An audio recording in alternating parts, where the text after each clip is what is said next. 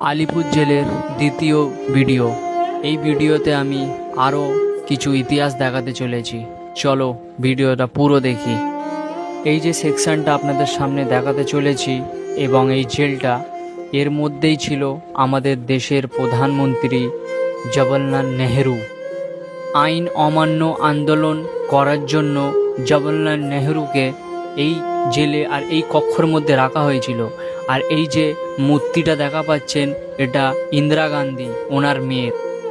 জানা যায় যে ইন্দিরা গান্ধী হপ্তা 10 দিন পর পর আসতেন, এসে এখানেই বসে থাকতেন গাছের কাছে। আর ওই যে কক্ষটি, ওখানে জওহরলাল নেহেরুকে রাখা হয়েছিল। জওহরলাল নেহেরুকে কিছুক্ষণ সময় দেওয়া হতো, তিনি জেল থেকে বাইরে আসতেন এবং এই বারান্দাতে দাঁড়িয়ে ওনার সঙ্গে, তার মেয়ের সঙ্গে কথা বলতেন। আবার সময় ফুরিয়ে গেলে জওহরলাল নেহেরুকে আবার বন্দি করে দেওয়া হতো। এবার আপনাদেরকে আমি দেখাতে যাচ্ছি সেই ব্যক্তি যিনি এখানে ছিলেন, নেতাজি সুভাষচন্দ্র বোস। সেই ছোট্টবেলা থেকে স্কুল, কলেজ, বিশ্ববিদ্যালয়, পুলিশ স্টেশন, যেখানেই যাই ওনার ছবি দেখতে পাই। নেতাজি সুভাষচন্দ্র বোস, তিনি এই কক্ষ এবং এই জেলের মধ্যে কাটিয়েছে কিছুদিন। নেতাজি সুভাষচন্দ্র বসুকে আইন অমান্য করার জন্য এখানে কিছুদিন বন্দি করা রাখা হয়। এনারা তো 70 পথ বেছে নিয়েছিল, তাই ইংরেজ ব্রিটিশদের সামনে মাথা নত করেনি। এক সময় ছিল হিন্দু মুসলমান মিলে বাংলা ভারতকে স্বাধীনতা এনে দিয়েছিল, কিন্তু সেই স্বাধীনতা আর নেই আমাদের দেশে।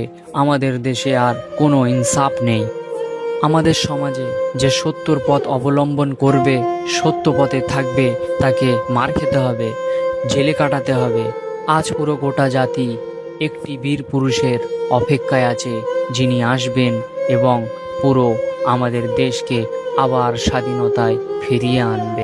এই উঁচু দেওয়ালটি হচ্ছে পুরো জেলের বাউন্ডারি। বহু বছর, বহুকাল এই বাউন্ডারির ভিতরেই কেটেছে বহু অপরাধী এবং বিনা অপরাধে জেল খাটা মানুষদের। এই সেই জেল আর এই সেই কক্ষ যেখানে আসামিদেরকে রাখা হোক।